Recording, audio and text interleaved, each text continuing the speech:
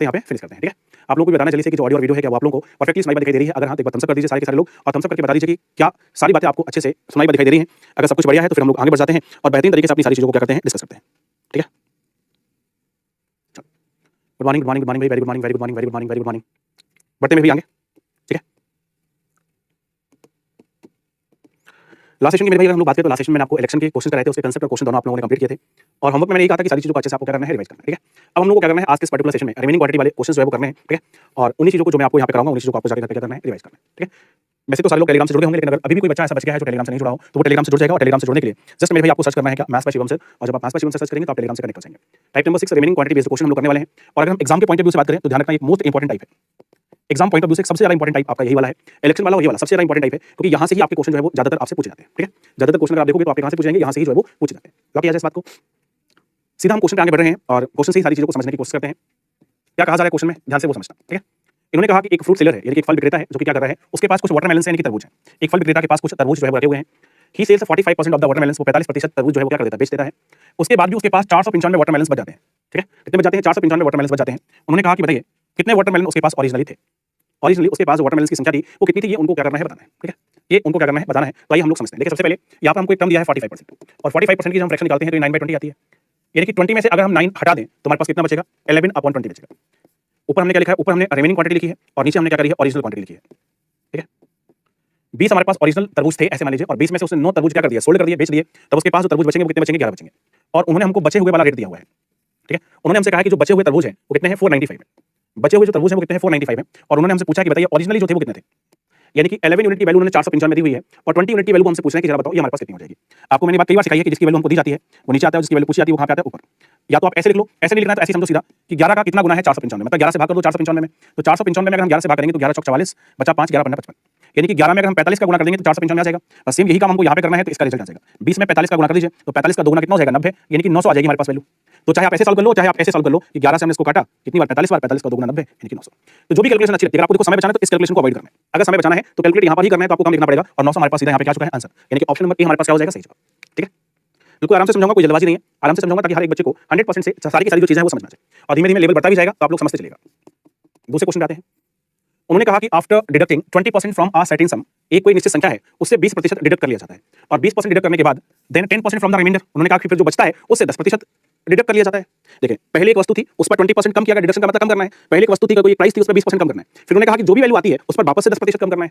कुछ याद आ रहा है, अगर हमारे पास कोई वैल्यू हो उस पर कोई चेंज करना हो, फिर बची हुई वैल्यू पे कोई चेंज करना हो, इसको मैंने सक्सेसिव चेंज बोला था। क्या बोला था, सक्सेसिव चेंज। तो कहीं ना कहीं आप वही देख रहे हो कि सक्सेसिव चेंज का क्वेश्चन है। देखिए 20% की बेटा फ्रैक्शन कितनी होती है, 1/5, यानी कि 5 पर 1 का डिडक्ट करेंगे तो हमारे पास कितना बचेगा, 4/5 बचेगा। और अगर हम 10% की फ्रैक्शन की बात करें तो 10% की फ्रैक्शन कितनी है, 1/10, यानी कि 10 पर अगर हम 1 का डिडक्शन करेंगे तो हमारे पास 9/10 आएगा। और सक्सेसिव का मतलब क्या होता है, मल्टीप्लाई। ऊपर डेटा क्या है, रिमेनिंग वाला डेटा है, आर और ओ लिख देते हैं, समझ जाना। ऊपर रिमेनिंग वाला डेटा है और नीचे ओरिजिनल डेटा है। अब हम क्या करने वाले हैं, इसको मल्टीप्लाई करने वाले हैं, लेकिन जितना छोटा हो जाए उतना कर लिया करो। जैसे यहाँ पे 2 से 2 बार चला जाएगा और 2 से 5 बार डिवाइड हो जाएगा, तो ऊपर हमारे पास 9 बचा और नीचे 5 × 5 यानी कि 25 बचा। तो ओरिजिनल वैल्यू हमारे पास कितनी थी, 25, और अब कितनी बची, 9। उन्होंने हमको बताया कि अब 7200 बचा है। उन्होंने पूछा है कि अब जो डेटा बचा है वो कितना बचा है, 7200 बचा है, और पूछा है कि बताइए पहले कितना था। ये ओरिजिनल डेटा उन्होंने हमसे पूछा है। तो आप देखो अगर 9 बेटा 7200 के बराबर है, अगर 9 जो है 7200 के बराबर, इसका मतलब कितना गुना है, तो आपको 800 गुना है। अगर आप 7200 में 9 का भाग लगाओगे तो 800 आएगा। तो बस ये जो 25 है इसका भी हमको क्या करना है, 800 गुना करना है। तो 25 का 8 गुना बेटा 200 होता है, और 2 जीरो आपके पास पहले से ही मौजूद है, ओरिजिनल सम निकालना है ना।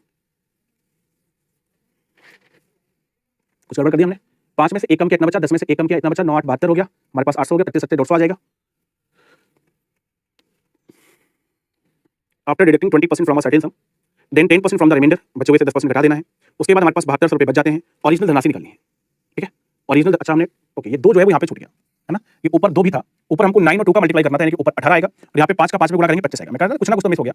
ये 18 हमको 7200 के बराबर दिया है, 1800 7200 के बराबर दिया है, यानी कि 400 गुना हुआ। कितना गुना होगा बेटा, 400 गुना। और हमसे कहा जा रहा है कि 25 यूनिट की वैल्यू क्या होगी, तो बस इसका आप 400 गुना कर लीजिए, और 25 का 400 गुना करेंगे तो 25 चौको 100 और डबल जीरो 10,000 आएगा। इतना का बेटा 10,000, 10,000 कहाँ पे दिया है, ऑप्शन नंबर बी में, तो बी हमारे पास सही जवाब है। ठीक है, बी हमारे पास क्या है, यहाँ पे एकदम सही जवाब है, बी हमारे पास एकदम सही जवाब हो जाएगा। ऊपर 9 के साथ 2 भी था, तो 9 का 2 में करेंगे 18, मतलब ओरिजिनल वैल्यू 25 थी, अब बची कितनी हमारे पास, 18। 25 थी, 18 बची। ठीक है, और उन्होंने कहा कि 7200 बची, तो हम कहेंगे 18 बराबर 7200 के, तो 25 बराबर कितने के आंसर निकाल सकते हैं। ठीक है, चलो अगले क्वेश्चन पे आते हैं। नेक्स्ट क्वेश्चन, अगला क्वेश्चन देखिएगा। उन्होंने कहा कि राज जो है वो 10% अपनी धनराशि का क्या कर देते हैं, खर्च कर देते हैं। 10% खर्च कर दिया, फिर उन्होंने कहा कि जो भी बचा उसका 70% खर्च किया। अब आप देखो, आप लोग सारे लोग जानते हो 10% का मतलब कितना होता है, 1/10, और 70% का मतलब कितना होता है, 7/10, यानी कि पहले उसने 10 में से 1 खर्च कर दिया, और 10 में से 1 खर्च करेगा तो कितना बचेगा, 9/10 बचेगा। फिर वो 10 में से 7 खर्च कर रहा है, और 10 में से 7 खर्च करेगा तो कितना बचेगा, 3/10 बचेगा। अब देखो और कम लिख रहा हूं मैं। फिर उन्होंने कहा कि उसके पास 46 रुपए बचे हैं। देखिए हमारे पास रिमेनिंग और ओरिजिनल का डेटा है, अगर हम 9 का 3 में गुणा करेंगे तो कितना आएगा, 27 आएगा। ठीक है, 9 का 3 में गुणा करेंगे तो 27 आएगा और अपन में कितना हो जाएगा 100। उन्होंने हमको क्या बताया, उन्होंने हमको बताया कि जो बची हुई वैल्यू है वो 2640 के बराबर है और हमसे पूछा जा रहा है कि बताइए ये जो वैल्यू होगी वो कितने के बराबर होगी। अब आप देखो, जैसे अगर हम इसको 9 गुणा 3 ही ले लेते थे, 9 से गुणा करेंगे तो 3 और 9 से इसको करेंगे तो 9 दूना 18, बचा हमारे पास 8, 9 में 81, बचा 3, 9 चौको 36 और 3 से कर देंगे हम इसको तो 3 एकम 3, 3 का 9 सॉरी 3 का 9 गुना 27, 3 का 9 गुना 27 और 3 8 24, 98। यानी कि इसका मतलब हो गया कि 98 टाइम्स हो गया। कितना हो गया 98 टाइम्स। तो बस इस वैल्यू का भी हमको क्या करना है 98 टाइम्स करना है और 100 में 98 का गुणा करोगे तो कितना आ जाएगा 9800 आ जाएगा। कितना आ जाएगा मेरे भाई 9800 और 9800 कहां पे दिया है ऑप्शन नंबर डी में, तो डी हमारे पास क्या है करेक्ट आंसर। ठीक है, ऑप्शन नंबर डी हमारे पास यहां पे क्या बन जाएगा एकदम जो है वो करेक्ट आंसर बन जाएगा।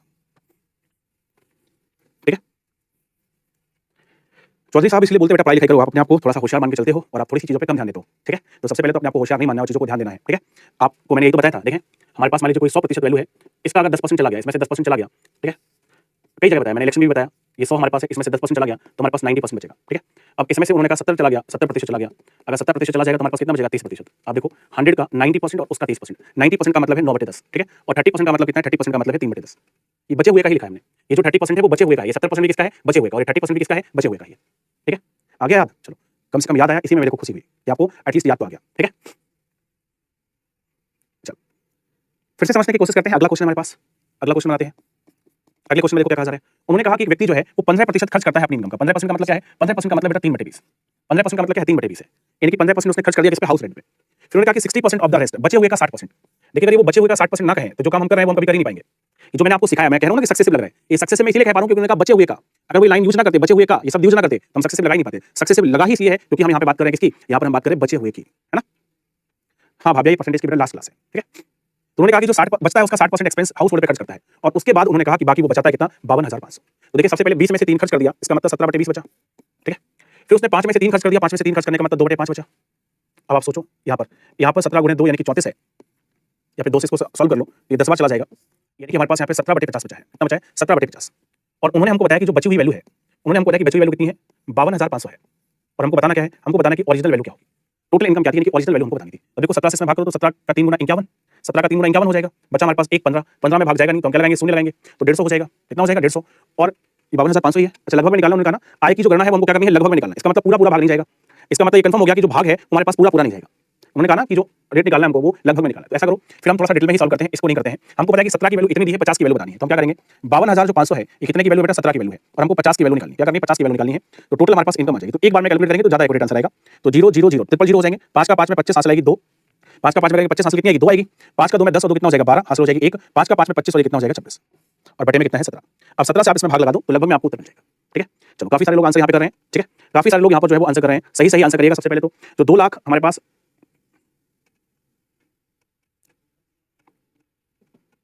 चलो ज्यादातर लोगों का पहला वाला आंसर आ रहा है 1 चौंगन। चलो मैं एग्जैक्ट लिख देता हूं, जब आप इसको सॉल्व करोगे तो ये वैल्यू 1 चौंगन 411 आएगी। इसको जब आप सॉल्व करोगे तो ये 1 चौंगन 411 समथिंग आएगी और अकॉर्डिंग टू द ऑप्शन अगर आप इसको लगभग में लिखोगे 1 चौंगन 410 हो जाएगा। ठीक है, तो जितने बच्चे ऑप्शन नंबर ए आंसर करें उन सभी का जवाब क्या है बिल्कुल सही है। ठीक है, जितने बच्चों का आंसर यहाँ पे ऑप्शन नंबर ए आ रहा है उन सभी का जवाब एकदम क्या है हमारे पास यहाँ पे सही है। मैंने कहा सीधा आपको 17 का भाग लगाना है डायरेक्टली। ठीक है, 17 का भाग लगाओगे, 17 एकम 17 बचा हमारे पास कितना 17 से हमारे पास 9 बचेगा 92, 17.85 बचा हमारे पास 7 75 हो जाएगा, 17 चौको 68 बचेगा हमारे पास कितना 7 हो जाएगा 17 14 75 तरीके से सॉल्व करते जाओ। सॉरी 17 है, 17 से करना है। ठीक है, अगला क्वेश्चन देखिए नेक्स्ट, अगला क्वेश्चन और भी प्यारा क्वेश्चन है। यहाँ पे क्या कहा, उन्होंने कहा कि एक व्यक्ति जो है वो 10.5% अपनी सैलरी का खर्च करता है। ठीक है, अब सबसे पहले तो आपको 10.5% की फ्रैक्शन निकालनी है। सबसे पहले 10.5% की फ्रैक्शन निकालनी तो कैसे आएगी 10 दूना 20 21/2, 21/2 का मतलब 21/200। ठीक है, अगर आप इस पूरी वैल्यू को सॉल्व करेंगे तो 21/200 आएगी, यानी कि वो 200 में से 21 खर्च कर देता है और 200 में से 21 खर्च करेगा मेरे भाई तो कितना बचेगा, तो आपको 179 बचेगा आउट ऑफ 200। फिर उन्होंने कहा कि जो भी बचा उसका वो 30% खर्च कर देता है हाउस रेंट पे। 30% की फ्रैक्शन कितनी आएगी 3/10 आएगी, यानी कि 10 में से 3 खर्च कर देना है और 10 में से 3 खर्च कर देगा तो कितना बचेगा 7/10 हो जाएगा। ठीक है, उन्होंने कहा कि अब उसके पास जो पैसा बचा है वो 12,000 रुपये बचा है। अब बचा हुआ पैसा कितना है 12,000 है। इन्होंने कहा कि बताइए उसकी सैलरी कितनी होगी, फिर से हमको राउंड अप में निकालनी है, यानी कि फिर से हमको लगभग की वैल्यू निकालनी, निकटतम पूर्णांक निकालना है। पूरा पूरा आंसर यहाँ पर भी नहीं आएगा, यहाँ पर भी जो आंसर है वो पूरा पूरा नहीं आएगा। तो हमारे पास अगर हम देखें तो ऊपर वाला डेटा हमको दिया है कितना 12,000 के बराबर और नीचे वाला डेटा हमसे पूछा है। ठीक है, यहाँ पर अगर आप देखें तो जो ऊपर वाली वैल्यू है, जो ऊपर वाली वैल्यू हमको 12,000 के बराबर दी है और हमसे कहा जा रहा है कि जो नीचे वाली वैल्यू है वो कितनी होगी। तो 12,000 ये हमारे पास वैल्यू है कितने की 179 इंटू 70 की, सॉरी इंटू 7 की, और हमको डेटा किसका निकालना है 200 गुणे 10 का डेटा निकालना है। इसको आप सॉल्व कर लीजिए, हमारे पास क्या आ जाएगा इनकम आ जाएगी, सैलरी आ जाएगी, क्या आ जाएगी बेटा सैलरी आ जाएगी। यहाँ पर भी आपकी कैलकुलेशन थोड़ी सी ज्यादा है लेकिन आप आराम से उसको कर सकते हो। ठीक है, क्योंकि जीरो की संख्या काफी ज्यादा है। आप देखो जीरो की भरमार है तो 12 दूना 24, 24 तो ये हो गया हमारे पास 3 2 5 और ये कितना 6, कुल अगर हम जीरो की बात करें मेरे भाई तो कितने जीरो आ जाएंगे 6 जीरो आ जाएंगे। और यहाँ पर हमको क्या करना है इसको मल्टीप्लाई करना है। ठीक है, यहाँ पर हमको क्या करना है 179 इंटू हमको 7 करना है, आराम से कर लोगे क्या हो जाएगा 7 का 9 में 63 हासिल हो जाएगी 6, 7 का 7 में 49 और 6 55 हासिल आएगी हमारे पास 5, 7 एकम 7 और 5 कितना 12। बस अब हमारे पास जो वैल्यू है उसको हमको क्या करना है डिवाइड करना है, मतलब 24 उसके बाद हमारे पास कितने बनते हैं 6 जीरो बनते हैं। इस वैल्यू को हमको डिवाइड करना है कितने से 1253 से। काफी लोगों के आंसर आ रहे हैं, कुछ लोग ए कर रहे थे बेटा, ए तो हमारे पास यहाँ पे गलत जवाब है। जिन भी बच्चों का ए आंसर आ रहा है गलत है, अगर सही जवाब देखेंगे तो 19,154 आ जाएगा। लगभग में आपको जो वैल्यू मिलेगी वो 19,154 मिल जाएगी। ठीक है, तो पिछले दोनों क्वेश्चन अगर आप देखोगे तो थे तो आसान, लेकिन कैलकुलेशन यहाँ पे टफ होगी। क्यों टफ होगी? क्योंकि ये जो वैल्यू यहाँ पे दी है वो इस वाली वैल्यू से पूरा नहीं कट रही है, और जब भी यहाँ वाली वैल्यू इस वैल्यू से पूरा नहीं कटेगी तो कैलकुलेशन अच्छे लेवल की हो जाएगी, इनके क्वेश्चन आपका अच्छे लेवल का हो जाएगा। ठीक है, बताओ मेरे भाई जरा समझ में आ गया सभी को?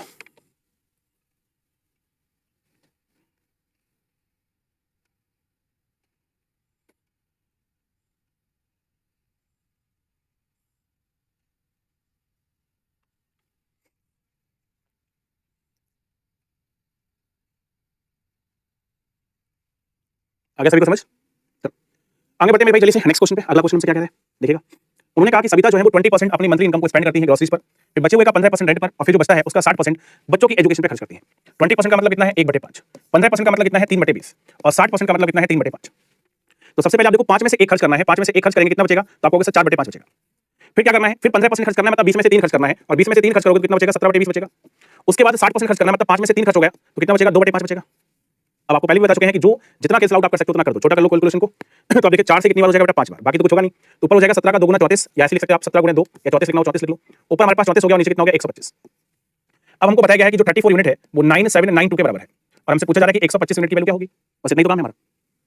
ठीक है, अब आप देखो कैसे करना है। सबसे पहले तो 1 यूनिट की वैल्यू निकालें, या सीधा हम लोग 34 से भाग देना है। देखो 34 का पहाड़ अगर सबको नहीं आता तो आप 2 का पहाड़ तो पढ़ सकते हो, या 17 का पढ़ सकते हो। 17 का 2 गुना कितना? 34। 17 से करेंगे तो 2 बार, इसको करेंगे तो 17 का 5 में 85, 12 बन जाएगा, 129 हो जाएगा। 17 का 7 गुना 119 हो जाएगा, 10 बचेगा 102, 17 का 102, और 2 से इसको भाग कर लो तो 2 गुना 4, 2 8 16, 2 8 16, 288 आ जाएगा। यानी कि 1 यूनिट 288 के बराबर है। यानी कि 125 का अगर हम 288 गुना निकालें तो हमारे पास आंसर आ जाएगा। यानी कि 125 गुणा हमको क्या करना है? 288। बस ये आपका काम है, कर लीजिए इसको। ठीक है, चलो ज्यादातर बच्चे कह रहे हैं कि समझ में आ गया, वेरी नाइस, बहुत अच्छी बात है। अगर आप सारे लोगों को समझ में आ गई हैं चीजें तो ये बहुत ही अच्छी बात है।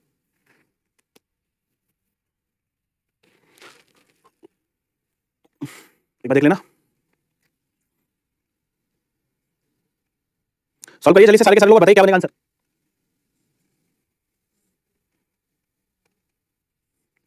हाँ भाई 36,000 आएगा, सारे लोगों का 36,000 आ रहा है। तो यहाँ पर हमारे पास निकालना क्या था? नहीं, उन्होंने पूछा कुछ और है। ठीक है, सबसे पहले समझिए यहाँ पर, यहाँ पर जो डेटा हमसे पूछा गया वो कुछ और पूछा गया है। ये हमारे पास क्या गया है? इसको सॉल्व जब आपने किया तो ज्यादातर बच्चों का वैल्यू आ रहा है 36,000, बिल्कुल हमारे पास सही जवाब है। यानी कि जो टोटल सैलरी है हमारे पास, टोटल सैलरी, ठीक है, टोटल सैलरी हमारे पास आ चुकी है कितनी? 36,000। लेकिन उन्होंने हमसे ये पूछा नहीं, जो हमने निकाला है वो उन्होंने पूछा है क्या? नहीं पूछा। जो हमने निकाला है वो उन्होंने पूछा नहीं। हमारे पास तो टोटल सैलरी आई है वो कितनी है? 36,000। उन्होंने क्या कहा? उन्होंने कहा कि बताइए then how much does she spend on rent. उन्होंने पूछा कि बताइए रेंट पर वो कितना स्पेंड करती है, रेंट पर किया गया जो स्पेंड है वो कितना है, रेंट पर कितना खर्चा किया, ये हमसे पूछा है। जो हमने निकाला वो पूछे नहीं। तो सारी कहानी अब इसके बाद ही है। अब देखो अगर हमको रेंट का डेटा निकालना है तो हम कैसे निकालेंगे, आइए समझते हैं। 36,000 हमारे पास टोटल डेटा है। 36,000 हमारे पास क्या टोटल डेटा? सबसे पहले उन्होंने बताया था कि 20% तो उसने इस पे ग्रोसरी पे खर्च किया था, मतलब यहाँ तो रेंट का खर्चा है नहीं, तो 20% खर्च कर दिया तो कितना बच गया था? 4/5। तो 4/5 ऐसे लिख लीजिए। फिर उन्होंने बताया कि अब जो बचा उसका 15% को रेंट पे खर्च कर रहे हैं। 15% का मतलब 3/20। अब जो बचा इसका 3/20 ही उसने रेंट पे खर्च किया है। तो 20 2500 गया यहाँ पे, 4 या 12, 0 12 72 यहाँ से लगेगी 7, और 12 36 और 7 कितना? 43। तो जब आप सॉल्व करोगे तो कितना जाएगा? 4,320, और वो कहाँ पे दिया है? ऑप्शन नंबर डी में। ठीक है, 4,320 हमारे पास यहाँ पे क्या बनेगा? करेक्ट। तो इस बार हमको थोड़ा सा और आगे बढ़ना पड़ा। अभी तक सारे क्वेश्चन हम कहाँ तक सॉल्व कर रहे थे? मात्र यहाँ तक। अभी तक सारे क्वेश्चन हमारे पास यहाँ तक में ही क्या हो जा रहे थे? फिनिश हो जा रहे थे। लेकिन अब हमारी कहानी जो है वो यहाँ से क्या बढ़ गई थी? आगे बढ़ गई थी, और यहाँ से आगे हमको डेटा यहाँ पे क्या करना पड़ा? निकालना। ठीक है,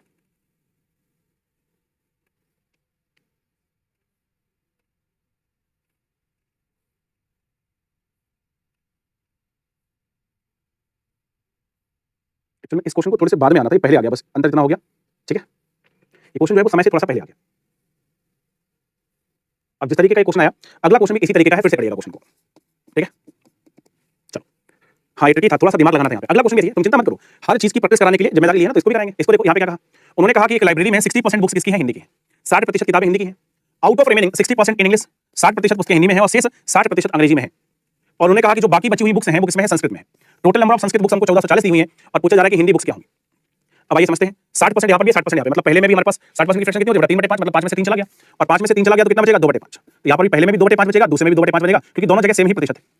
अब आप देखो अगर हम ऊपर सॉल्व करें तो 2 गुना 2 कितना हो जाएगा? 4, और नीचे कितना हो जाएगा हमारे पास? 25। उन्होंने हमको बताया हमारे अकॉर्डिंग कुल 4 बुक्स बची हैं, लेकिन उनके अकॉर्डिंग कितनी बची हैं? 1440 बची हैं। फिर भाई 1 यूनिट की वैल्यू निकालनी है। अगर हम 4 से भाग करते हैं, 4 से इसको भाग करेंगे तो एक बार, और इसको करेंगे तो 4 12 4 24, 360 आएगा।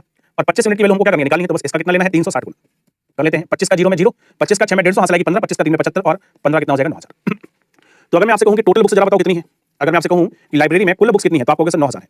लाइब्रेरी में कुल बुक्स की संख्या कितनी है? 9,000 है। लेकिन उन्होंने हमसे पूछे नहीं। उन्होंने हमसे क्या पूछा? उन्होंने कहा कि हिंदी बुक्स बताइए। उन्होंने हमसे हिंदी बुक्स के बारे में पूछा है। तो कुल हमारे पास बुक्स 9,000 है, इसमें से हमको हिंदी बुक्स के बारे में बताना है कि हिंदी बुक्स कितनी है। तो आप ध्यान से सुनना, हिंदी बुक्स कितनी है। देखो उन्होंने कहा कि लाइब्रेरी में 60% किताबें हिंदी की है। 60% का मतलब 3/5। 3/5 हिंदी की बुक है, तो 5 से भाग कर दो, 18×5 = 90, यानी कि 1800, और 1800 को 3 गुना कितना आ जाएगा 5400। तो 5400 बुक्स हो जाएंगे किसकी? हिंदी की। तो यहाँ पे दिया मेरे भाई ऑप्शन नंबर बी में, तो बी हमारे पास क्या है? करेक्ट आंसर है। चलिए बताइए जरा, क्या सबको समझ में आ गया?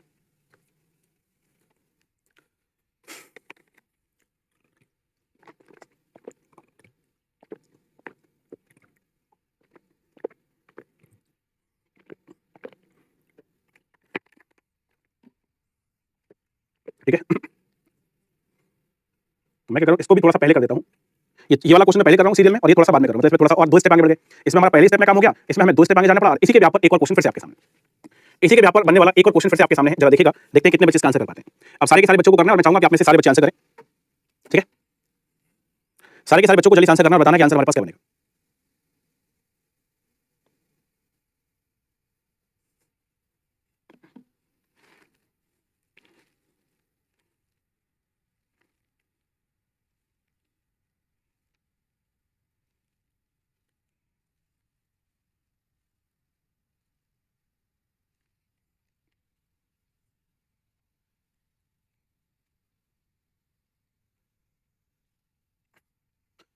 चलो देखते हैं क्वेश्चन में क्या कहा जा रहा है। उन्होंने कहा कि एक व्यक्ति जो है वो 40% अपनी मंथली सैलरी का क्या करता है, खर्च कर देता है एजुकेशन पे।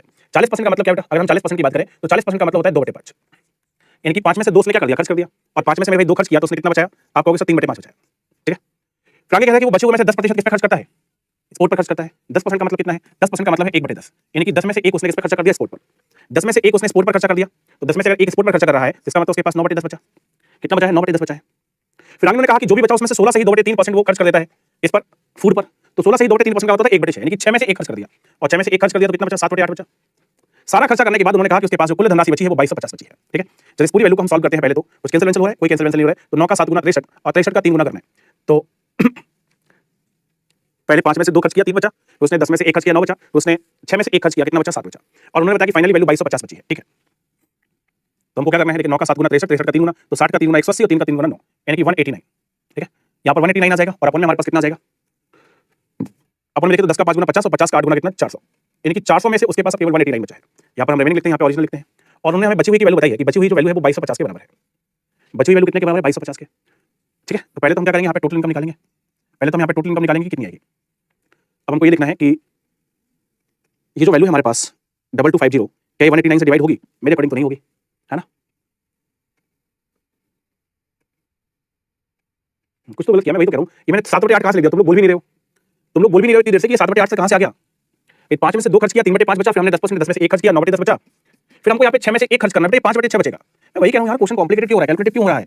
और कोई बोल भी नहीं रहा है कि सर भाई 6 में से 1 खर्च करेंगे तो 5/6 बचेंगे। 7/8 कहाँ से आ गया? ये और ये कट गया, 3 से अगर हम इसको कट करेंगे तो 2 बार, ऊपर हमारे पास बचा 9 बचा, और नीचे 10 का 2 गुना 20 बचा।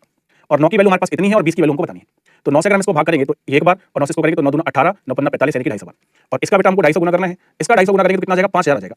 इसका 250 गुना करेंगे तो कितना आ जाएगा? 5000, यानी कि हमारे पास जो टोटल सैलरी है, टोटल जो सैलरी है वो हमारे पास कितनी होगी? 5000 होगी। अब उन्होंने हमसे क्या पूछा? उन्होंने हमसे पूछा कि बताइए स्पोर्ट पर कितना खर्चा किया।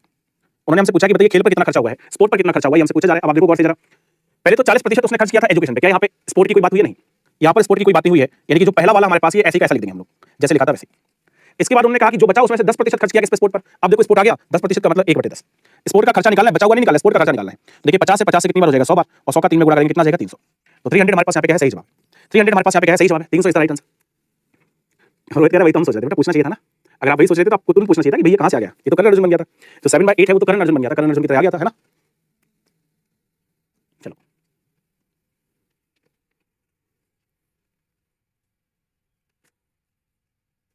अब अगले क्वेश्चन पे आगे बढ़ते हैं। इस क्वेश्चन को पढ़ो, और बस पढ़ने के बाद आप केवल सारे बच्चे मेरे को ये बता देंगे कि पिछले क्वेश्चन में और इस क्वेश्चन में क्या अंतर है। बस पढ़ लो, और पढ़ने के बाद केवल डिफरेंस बता दो। अगर आप डिफरेंस बता दोगे तो मैं समझ जाऊंगा कि आपको क्वेश्चन पढ़ना आता है।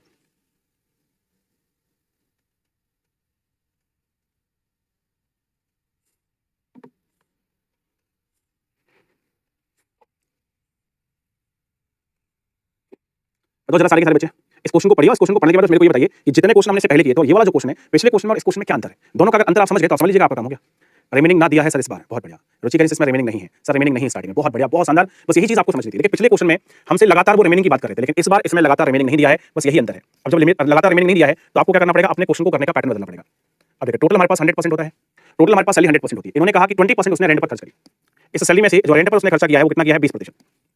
उन्होंने कहा कि स्टेशनरी पे 10% खर्च की। स्टेशनरी पे जो खर्चा किया है वो कितने का किया है? 10%। देखिए अगर वो कहते हैं कि 10% रिमेनिंग का तो पुराने वाले तरीके से करते, लेकिन रिमेनिंग नहीं कहा तो हमने सीधा सीधा लिख दिया। फिर उन्होंने कहा कि 14% ट्रांसपोर्ट पर। अगर मैं यहाँ पर बात करूँ ट्रांसपोर्ट की, तो ट्रांसपोर्ट में मेरे भाई कितना खर्च करना है, 14% ट्रांसपोर्ट पे खर्च करना है, कर देंगे। उन्होंने कहा कि 18% इलेक्ट्रिसिटी पे खर्च करना है। अगर मैं इलेक्ट्रिसिटी की बात करूँ तो 18% हमारे पास इलेक्ट्रिसिटी पे खर्चा होना है। एंड बाकी जो बचा, अब देखिए अब वो बाकी की बात कर रहे हैं, अब वो बात कर रहे हैं रिमेनिंग की। उन्होंने कहा कि जो बाकी बचा है वो हमारे पास 1520 है, तो रिमेनिंग हमें निकालना होगा। तो जरा सारे के सारे बच्चे समझे, तो इतना खर्चा उन्होंने एक बार में एक साथ किया। तो अगर मैं आपसे कहूँ कि कितना खर्च कर दिया, तो आपको 20 और 10 30, 30 और 10 40, 40 10 50 और 8 और 4 12 यानी कि 62%। 62% बेटा उनका खर्चा हो चुका है। ठीक है, 62% उनका खर्चा जो है वो क्या हो चुका है, कंप्लीट हो चुका है। अगर 100% में से 62% खर्च हो गया, तो जरा बताइए बचा कितना, तो आपको 38%। हमारे अकॉर्डिंग 38% बचा, लेकिन आपके अकॉर्डिंग कितना बचा, 1520। यानी कि 38% है, ये 1520 रुपए के बराबर है। ठीक है, तो अगर मैं आपसे कहूं कि 1% कितने के बराबर होगा, तो आप देखो 38 से 38 का 4 गुना 52 होता है, मतलब 1 यूनिट 40 के बराबर आ जाएगी। अगर हमसे पूछा जाए कि बताइए कुल आय कितनी है, तो 100% की वैल्यू निकाल लेंगे, तो 100% की वैल्यू कितने के बराबर हो जाएगी, 4000 के। पूछा क्या था, उन्होंने कहा था मंथली सैलरी क्या होगी भानु की, तो भानु की मंथली सैलरी कितनी है, 4000। मतलब ये वाला क्वेश्चन तो पिछले वाले से भी इजी हो गया। अगर आप इस क्वेश्चन को देखोगे तो पहले वाले से भी और आसान हो गया, मतलब अगर रिमेनिंग नहीं दिया है तो हम क्वेश्चन को और ज्यादा जल्दी सॉल्व कर सकते हैं। ठीक है, चलो एक बार फिर से करते हैं, एक बार फिर से आपके पास मौका होगा, और मैं चाहूंगा कि आप सारे बच्चे इसका आंसर करके मेरे को बताएं जल्दी से। सारे के सारे बच्चे आंसर करके बताओ इसका आंसर हमारे पास क्या बनेगा।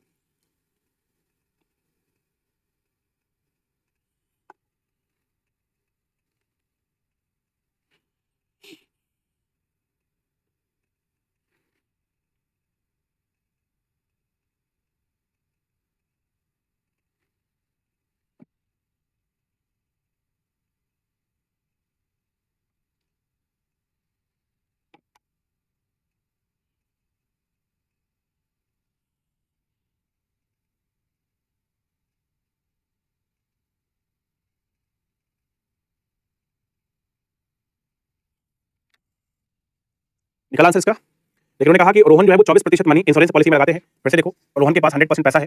इसमें से सबसे पहले उसने इंश्योरेंस पॉलिसी में जो पैसा लगाया है वो कितना लगाया है, 24%। 24% उसने इंश्योरेंस पॉलिसी में लगा दिया। ठीक है, इन्होंने कहा कि 34% फूड पे खर्च कर दिया, यानी कि खाने पे उसने खर्च कर दिया कितना, 34%। 19% चिल्ड्रन एजुकेशन पर, चाइल्ड एजुकेशन पर कितना खर्च करता है बेटा, 19% खर्च करता है। और 17% करता है रिक्रिएशन पे खर्च। रिक्रिएशन पर कितना खर्च करता है, 17% खर्च इस पे कर देता है। अब बाकी बचा हुआ वो बैंक में डिपॉजिट करता है। अब हमको रिमेनिंग पता करना है, तो पहले तो पता करो कि ये कितना खर्चा हो गया। अब देखो 34 और 24 कितना हो गया, 58। 58 और 10 कितना हो जाएगा, 68। और 68 में अगर हम 9 जोड़ देंगे, 68 में 9 जोड़ देंगे तो 77। 77 में 10 जोड़ा तो 87, और 87 में 7 जोड़ा तो 94, यानी कि 94% खर्चा हो गया। और अगर मेरे भाई 94% खर्चा हो गया तो बचा कितना, 6%। हमारे अकॉर्डिंग 6% बचा, और उनके अकॉर्डिंग 540, यानी कि इसी 6% का डिपॉजिट किया उन्होंने बैंक में, 1% हमारे पास बराबर हो जाएगा कितने के, 90 के। और पूछा क्या उन्होंने, उन्होंने कहा कि बताइए कितना अमाउंट उन्होंने फूड और इंश्योरेंस पे स्पेंड किया। अब आप देखो फूड और इंश्योरेंस, इंश्योरेंस पे 24% और फूड पर 34%, तो 24 और 34 कितना हुआ, 58%। इस बार वो हमसे 58% की वैल्यू पूछ रहे हैं, तो आपको 90 गुणे 58 हो जाएगी, तो 0 10 रहेगा, 9 72, 9 लगी 7, 9 45 और 7 52, यानी कि 5220। कितना हो जाएगा, 5220, ये उत्तर बन जाएगा। एनएस कह रहे हैं I am blind student, so please read all questions, ताकि मैं आपके क्वेश्चंस का आंसर कर सकूं। ओके एनएस, आपकी बात मैं समझ सकता हूं। ठीक है, कोशिश करूंगा मैं पूरा क्वेश्चन पढ़ दूं। ठीक है, क्योंकि जब वैसे पूरा क्वेश्चन मैं पढ़ता हूं, लेकिन जब पूरा क्वेश्चन पढ़ेंगे ना बच्चे तो थोड़ा सा समय ज्यादा लगता है, लेकिन I will try my best, है ना, मैं अपने बेस्ट ट्राई करूंगा कि मैं पूरा क्वेश्चन एटलीस्ट वन लैंग्वेज में पढ़ दूं। Okay, no issue. ठीक है, इस क्वेश्चन में कहा गया था कि Rohan spend 24% of an amount of money on insurance policy, 34% on food, 19% on children education and 17% on recreation. He deposits the remaining amount of 540 in a bank.